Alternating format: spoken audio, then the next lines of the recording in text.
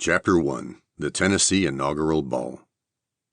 My mother loved the Kennedys. My father did too, in his own low-key sort of a way. My mother was the daughter of Italian immigrants, and she grew up in Rockford, Illinois. She always told me that when she was a kid, she felt like she was black because the large population of Swedish immigrants in Rockford treated the city's Italian Americans and African Americans equally, like shit. Rockford is divided by the aptly named Rock River, and Swedes lived in relative affluence on the east side of the river. Blacks and Italians were confined to the poorer west. When my mother was 12, her mother died of tuberculosis, and my mother was sent to Tampa, Florida to live with her half-sister, who was quite a bit older. My Italian grandfather was married 5 times to 4 different women, and he loved to procreate. He was always pretty cagey about his past, but I know that he studied once in a Jesuit monastery near Rome, and I like to think that he had to abandon his studies and flee to America when he knocked up my grandmother. The real story is probably a lot less romantic than that, but all the old people are gone now, so that's what I'm going with. What I do know is that my Italian grandparents arrived at Ellis Island in 1922 aboard the ocean liner Presidente Wilson. When my cousin's daughter got married, I gave her a framed copy of the ship's manifest from the Ellis Island Society, where it showed the names of her Italian ancestors, her great-grandparents. I thought that it was a lot cooler than anything I could find in her bridal registry.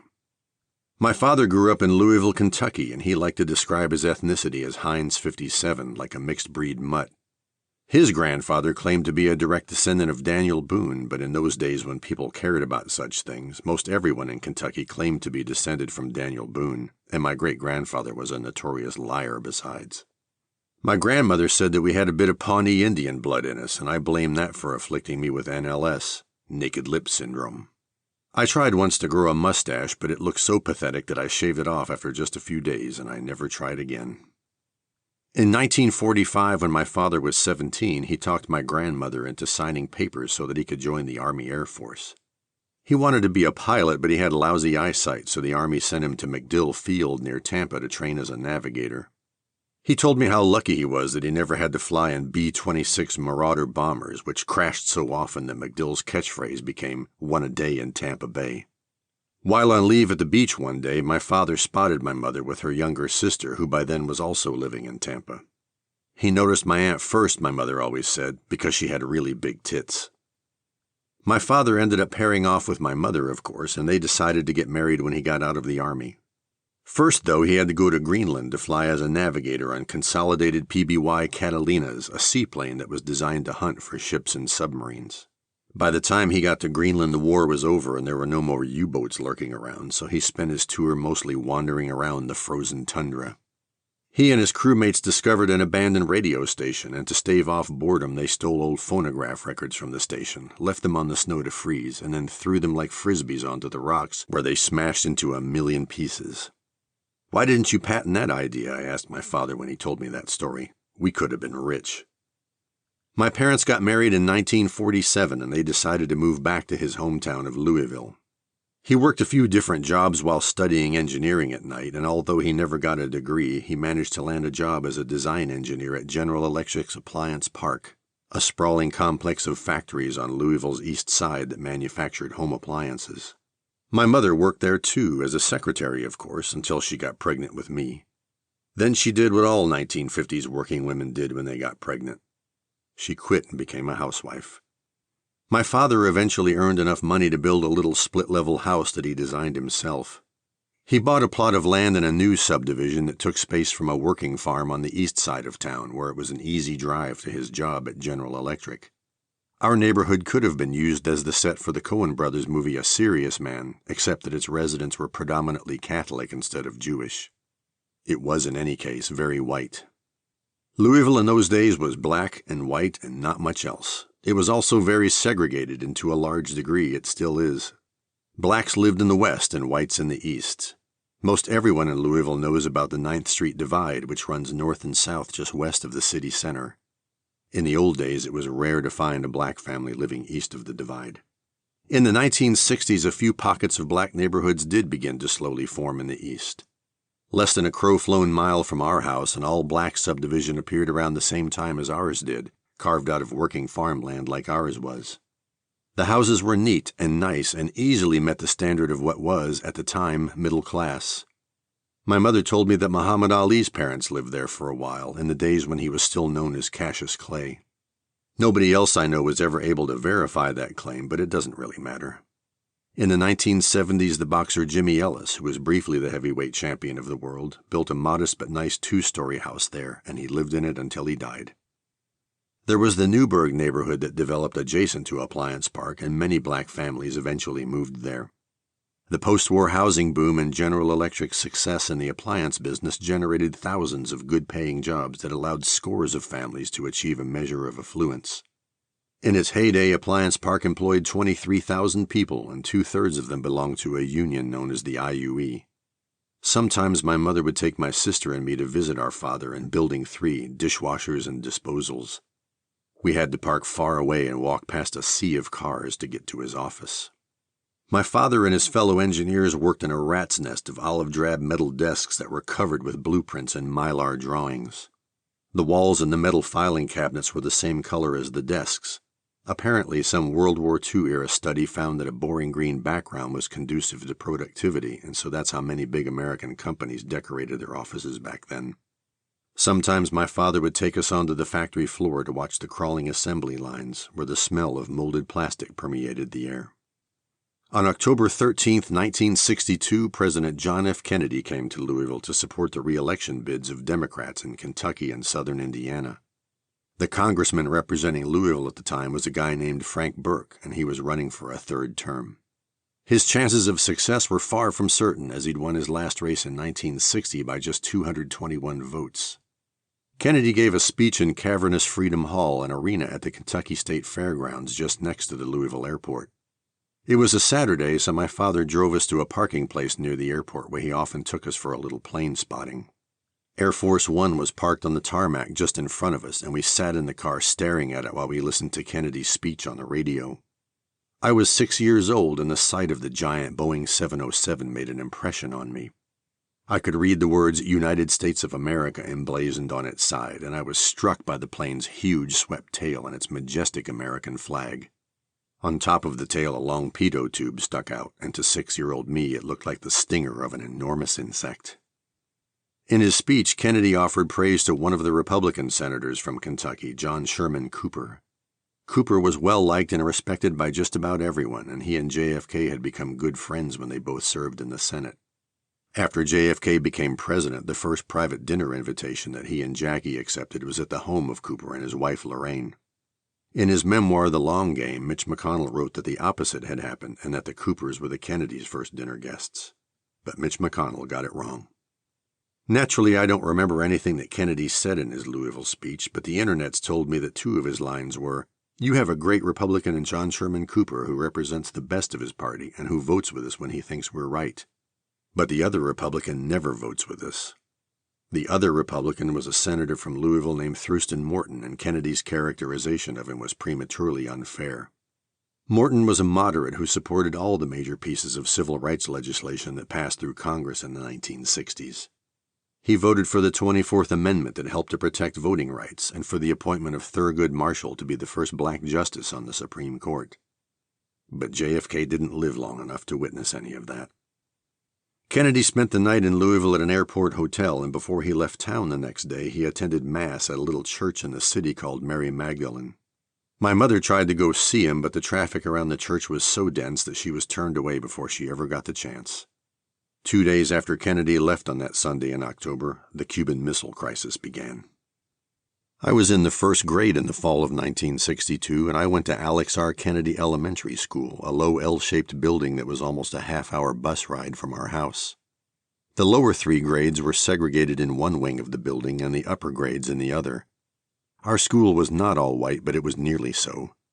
On the way to school, our bus picked up one family of African-American children who lived in an isolated house along one of the winding rural roads we had to travel.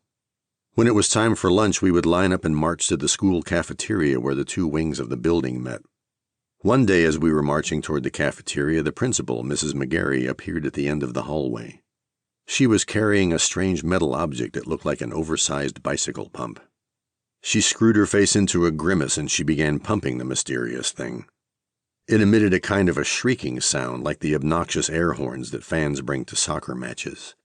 We were used to the grating electric buzz of the fire alarm as there were frequent drills, but this was something different. We all gave puzzled looks to our teacher, Mrs. Shrewsbury, who had a worried expression on her face. She motioned us to go back to our classroom, and she told us to get our coats. After we did so, she herded us back into the hallway, and she instructed us to sit on the floor and stay close to the wall. All the kids from all the other classes were doing the same thing. The teachers told us that they were going to lead us in a song, and from one end of the L-shaped building to the other, the entire school began to sing This Old Man. This old man, he played one, he played knick-knack on my thumb with a knick-knack, paddywhack, give a dog a bone. This old man came rolling home. This old man, he played two, he played knick-knack on my shoe with a knick-knack, paddywhack, give a dog a bone. This old man came rolling home. After the third or fourth verse, the teachers interrupted us, and they put their fingers to their lips and whispered, "Shh." They motioned us to curl up into a ball, and they told us to cover ourselves with our coats. We probably stayed that way for only a few seconds, but to little kids like us, it seemed like an eternity. Sometime during that fall of 1962, I was sent home with a questionnaire for my parents to fill out and sign. It asked, more or less, in the event of a nuclear war, what do you want us to do with your kid? The only two choices, obviously, were send him home or keep him at school and hope for the best. Even though I was only 6, I thought that it was a silly questionnaire. I asked my father, if a nuclear bomb goes off, how am I going to get home? And aren't we all going to be dead anyway? He sat there looking grim, and he mumbled something in response, but I can no longer remember what it was. In the end, nobody got nuked, of course, and school life settled back into its ordinary routine. Every morning, Mrs. Shrewsbury would lead us in reciting the Pledge of Allegiance. We got pretty good at speaking in unison, and with our hands over our hearts, we recited the pledge as though it were a poem, with pauses at the end of each line. I pledge allegiance to the flag of the United States of America, and to the republic for which it stands, one nation, under God, indivisible, with liberty and justice for all. When we finished, we bowed our heads, and Mrs. Shrewsbury would say a little prayer. I can no longer remember if it happened in the first grade or the second, but eventually we stopped praying. Beyond the first grade, I also have no memory of us ever reciting the Pledge of Allegiance. None of my old school friends do either. I remember my mother talking a lot about a woman named Madeline Murray O'Hare, and that she was an atheist, which meant that she didn't believe in God. I thought that it was the strangest thing I'd ever heard. Frank Burke lost his bid for re-election that November of 1962 by 2% of the vote to a guy named Gene Snyder. Snyder was very conservative, and he voted against the Civil Rights Act of 1964. Snyder lost his own re-election bid that year to Charles Farnsley, who came from a well-known Louisville family and who had been a popular mayor. After his defeat, Snyder moved away from Louisville so that he could run in the next election cycle in a more conservative district. He ended up winning there, and he served in the U.S. Congress for the next 2 decades. Even though he only represented Louisville for a single term, the federal courthouse in downtown Louisville was somehow renamed in his honor. When Interstate 265 construction began in the 1970s, Snyder claimed credit for securing its federal funding.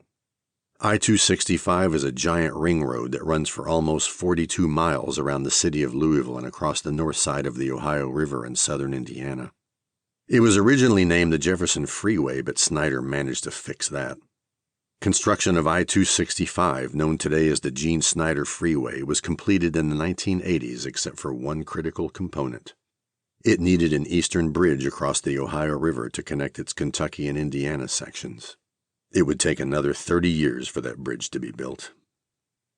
One of the families in our subdivision was very active in politics in the 1960s. We knew them fairly well because their kids were the same ages as my sister and me, so we were often in the same classes at school. Our fathers both worked at General Electric. The family was very conservative, and in 1962 they strapped a giant plywood "Vote for Gene Snyder" sign to the top of their car. They did the same thing for Barry Goldwater in 1964. Somewhere I still have a Goldwater Miller campaign button that they gave me. Because of them, I met Gene Snyder once, and that was enough to convince me that he was an arrogant ass. Frank Burke was eventually elected mayor of Louisville, and after his term ended, he retired from politics and returned to practicing law. In his old age, he decided to study French, and my wife became his teacher at the Alliance Française. He told her that he hadn't spoken any French since he was a soldier in France during World War II. She said that he was an eager and capable student, and during those years I got to spend a fair amount of time with him. Frank Burke was one of the finest gentlemen I ever met. It was a Friday, the 22nd of November, 1963. On the ride home from school that day, some of the kids on the bus were agitated, and they kept saying that somebody had shot President Kennedy. Apparently, Mrs. McGarry made an announcement on the intercom, but only to the older wing of the school. "Nuh-uh," I countered to one overly excited kid when he told me. Nobody could sneak into the White House and shoot the president. My child's mind envisioned a John Wilkes Booth-like character pulling a pistol on the president in the Oval Office. When I got home, I hollered at my mother, "Mom, the kids on the bus said that somebody shot President Kennedy." Her eyes were misty, and she answered quietly, "It's true." I stood there in silence while she explained to me what had happened. Soon a red flash edition of the Louisville Times was on our doorstep with the screaming headline, "President Kennedy is slain, Texas governor is wounded."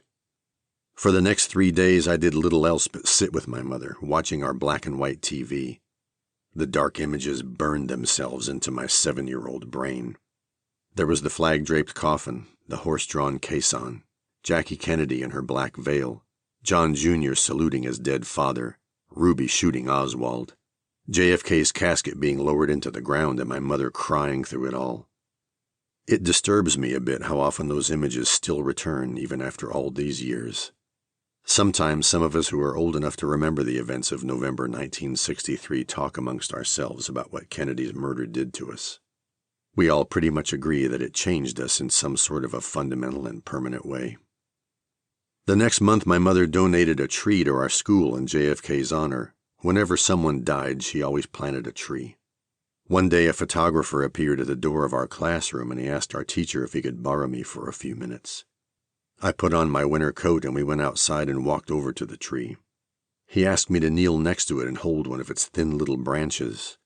He took a picture of me squinting into the sun next to that bare little tree, and it was published in our local weekly newspaper, the Jefferson Reporter. I didn't really understand why they bothered to do that. In 1968, our conservative neighbors started running around with a giant Wallace Lee May sign strapped to the top of their car. Wallace was, of course, George Wallace, the racist ex-governor of Alabama who famously tried to block the admission of black students to the University of Alabama in 1963. Wallace decided to mount a third-party bid for the presidency in 1968, and our ultra-conservative neighbors immediately embraced his candidacy.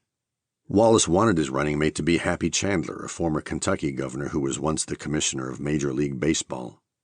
Wallace's supporters weren't happy about Chandler, though, because he'd been the commissioner who finally integrated the major leagues when he approved Jackie Robinson's contract.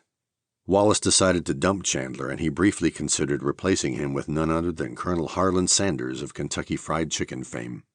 It's kind of fun to imagine the colonel in his silly white suit with his silly little white goatee, lurking around the White House with his silly little string tie and his black cane.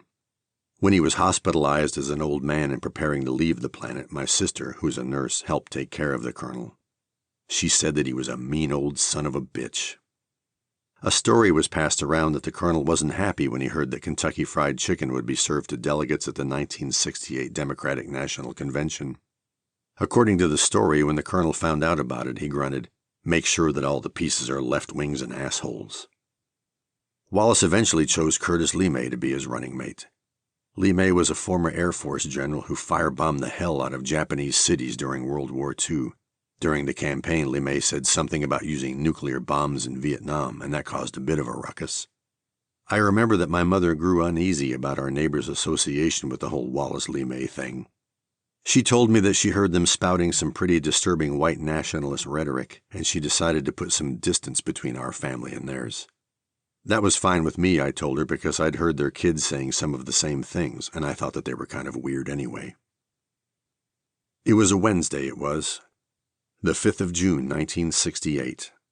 It had been a terrible spring.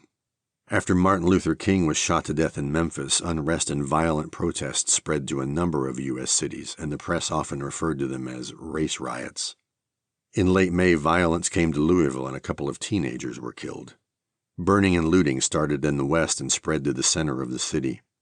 I have a distinct memory of Chet Huntley mentioning Louisville on the evening Huntley-Brinkley report, talking about the violence in that city's west end. The events were horrible, but we were fairly well insulated from them in our little white enclave in the east. On June 5th, I was in the 6th grade. School was almost over for the year, and I could hardly wait for summer vacation to start. But on that morning, I still had to get up and go. On school days, my mother always got up first, went downstairs, and started making us breakfast.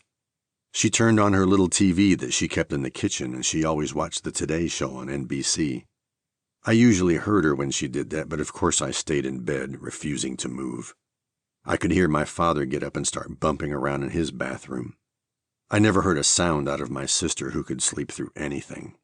When it was time for us to get up, my mother would come upstairs, reach her hand through the doors of our rooms, and flip the light switch. She never said a word, she just flipped on that light, and it used to piss me off. But on that morning of the 5th, she came running up the stairs. "Bud," she yelled at my father, "Robert Kennedy's been killed." I heard my father exclaim, "Oh no," from the bathroom. We all went down to the kitchen to huddle around my mother's little TV. We watched the horrible scenes from the kitchen of the Ambassador Hotel in Los Angeles over and over until we had to leave for school. By then we knew that Kennedy wasn't dead, but that he had been gravely wounded. I remember standing in the hot sun in our schoolyard talking to some kid about how I hoped that Kennedy would survive. He just stared at me with a blank expression. Late that evening, with Kennedy still clinging to life, my father told us to go to bed because we still had to go to school the next day. My father went to bed too, but my mother kept a vigil by her little TV. I couldn't sleep, and so I heard her in the middle of the night when she came slowly up the stairs, slid into bed with my father, and whispered to him. He died. Martin Luther King's death disturbed my mother, but the death of Robert Kennedy traumatized her all over again.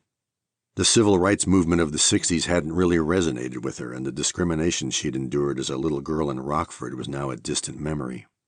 She was a white woman living a comfortable and insular middle-class life. But Bobby Kennedy's ascension to the presidency was supposed to be the therapy that would allow us all to heal from the death of his brother, and now that too had been taken from us. Sometime before the 60s ended, a family friend of my uncle's came to visit us from Pittsburgh. He'd been drafted into the Army, and he was training at Fort Knox before heading to Vietnam. When he was granted a short leave, my uncle arranged for him to visit us. I don't know why, but my father thought that it would be a good idea to record the young soldier, so he hauled out his boxy reel-to-reel tape recorder, handed the young man a microphone, and asked him to describe what basic training was like. I remember the boy talking about how boiling hot the mess hall coffee was and how fast they were expected to drink it. After the visit, my father wrapped up the little reel of tape, stuffed it in an envelope, and mailed it to my uncle to give to the boy's parents.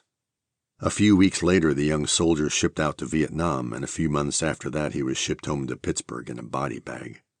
My uncle sent us a clipping of his obituary from the local paper, and I'm sure that I still have it in an old box somewhere, but I don't have the heart to look for it. The unrest of the '68 riots accelerated white flight from central and western Louisville, and by the early '70s the 9th Street divide had grown wider. When court-ordered school desegregation came to Louisville in 1975, violent protests followed again. Boston was in the midst of its own desegregation order, and a group of rabble-rousing Bostonians came to Louisville to help cause bad trouble. A policeman lost an eye when he was hit by a rock from a slingshot, cars were burned, and somebody blew up a parked school bus. Thousands of whites marched through downtown carrying signs with slogans like, "Forced busing is against God's will." The words "Stopped forced busing" with 2 S's were scrawled everywhere, and of course some of us made fun of the ignorant authors, who should have known that only the English spell it that way, and we made jokes about "stopped forced kissing." But the violence was anything but funny, and the Kentucky governor ordered the National Guard to post a soldier on every school bus. In 1975 I was in college, but my sister was still in high school. My mother was terrified that there would be more violence, so she asked me to chauffeur my sister to and from school for a few days in our Chevy Vega. The first time we approached her school, we were met by a thicket of sign-wielding protesters. Some of them waved posters in front of our windshield that read, "Honk if you hate busing." I just looked at them and shook my head. They started yelling at me, but I managed to safely edge the Vega past the crowd to a spot where I could drop off my sister. When I went back to pick her up that afternoon, the crowds had swelled and I had to park far away and walk to the school to meet her. As I waited near the entrance, a group of black kids emerged and headed toward their bus. They all looked terrified. The all-white crowd of adults started waving their signs and roaring ugly racial epithets at them. After hearing one too many N-words from a woman nearby, I yelled at her, "Lady, you're a despicable example of a human being." She snarled and lunged in my direction, swinging her sign at me like a tennis racket.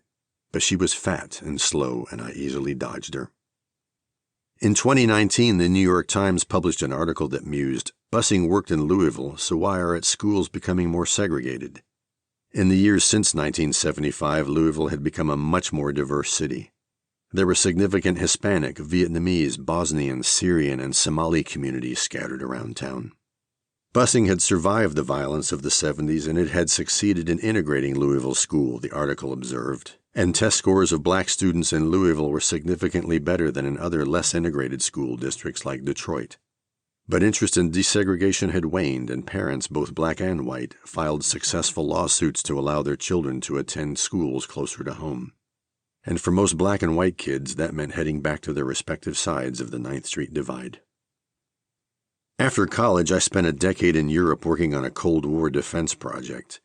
When the Soviet Union imploded and the project ended, I moved back to the U.S. But not just anywhere in the U.S., I moved to Washington, D.C. I took a job with a Beltway bandit in the god-awful antiseptic D.C. suburb of Falls Church, Virginia. I lived in an even more god-awful antiseptic high-rise apartment building about a mile from the Tysons 2 Mall. By the time I made it to D.C., my father was long gone. After 31 years of marriage to my mother, he ran off with a younger woman, had a kid, and then died of a heart attack on his couch while watching a University of Kentucky football game. It was one of those times when Kentucky almost beat Tennessee, but then they screwed up in the end and lost, like they always did, and the excitement was too much for him. My sister married a rich doctor and moved to Paducah, a small town in western Kentucky near the borders of Illinois, Missouri, and Tennessee. At Christmas time 1992, I went with my mother to stay at my sister's place. We all went to a holiday party where a lawyer from Tennessee showed up, and she knew a guy who knew a guy who knew Al Gore. When I told the lawyer that I lived in D.C., she said, "Really? We're coming for the inauguration. Want to go to a ball? I can get tickets." "Sure," I told her. "You guys can crash at my place." I didn't give a rat's ass about politics or Bill Clinton or Al Gore or much of anything else in those days, but the idea of going to a fancy Dan party sounded fun. I hated D.C. I'd only been living there for a few months, but I already knew that I wasn't going to stay.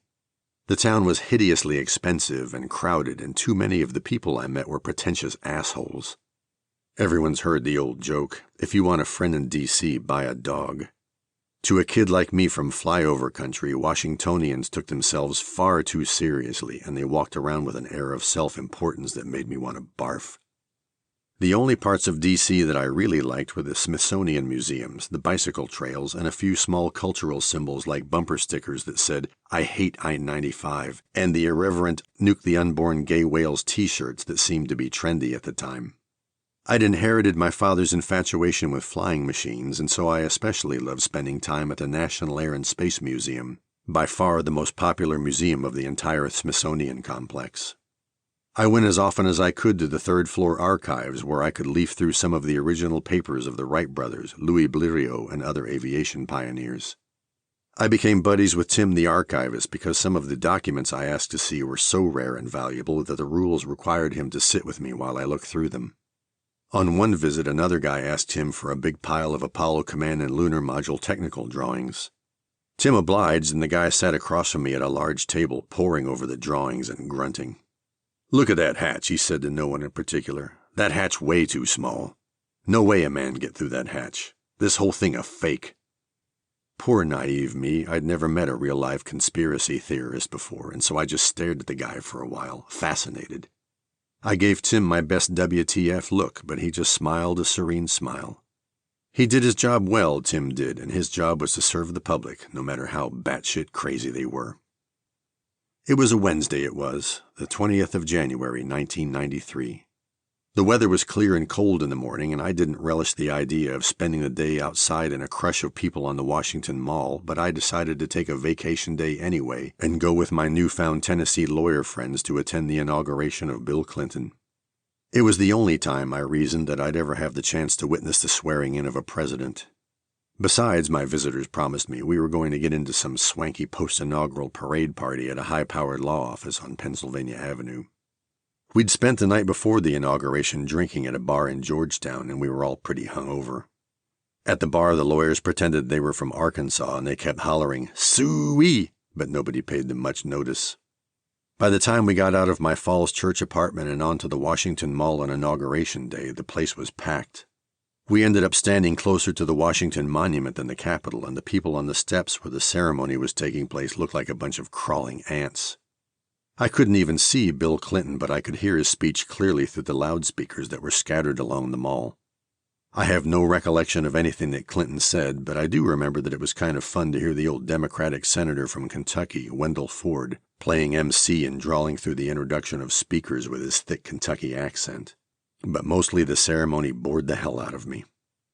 After the swearing in, we had little choice but to join the throngs of people who lined up to watch the inaugural parade. We were trying to make our way down Pennsylvania Avenue to the promised law office party, which the lawyers said was close to the White House. A Marine helicopter flew directly over us, and a small group of women waved and hollered derisively, "Bye, George." I was a bit taken aback by that. I liked George H.W. Bush, and I was sorry that he'd lost his bid for re-election. I didn't trust the new, much younger Clinton, who I didn't think was ready to bring his style of backwater Arkansas politics to the world stage. About halfway down Pennsylvania Avenue, the Clintons made their way past us along the parade route.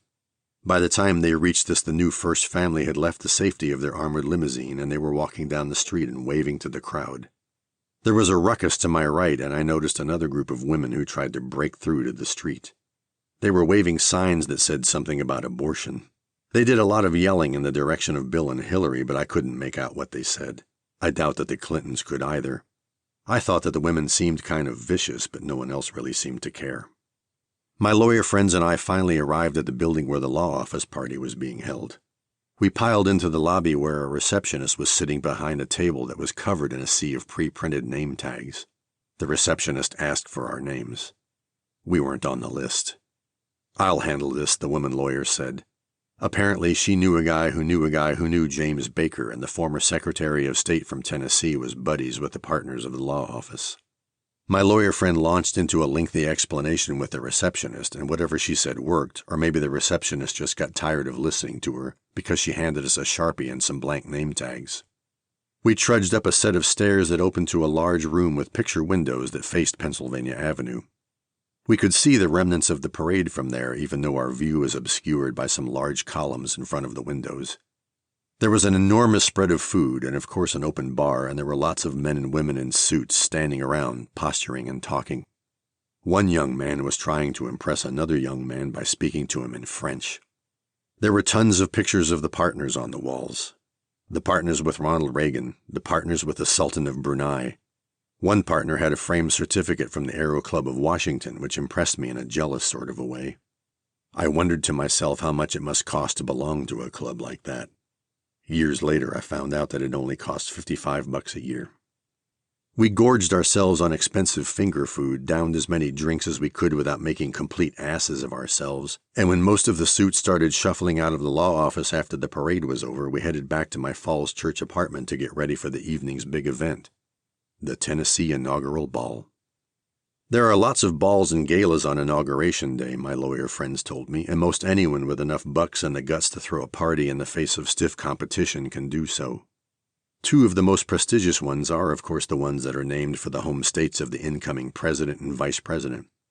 I verified that my new lawyer friend had in fact managed to secure us real tickets to the official Inaugural Committee Tennessee Ball.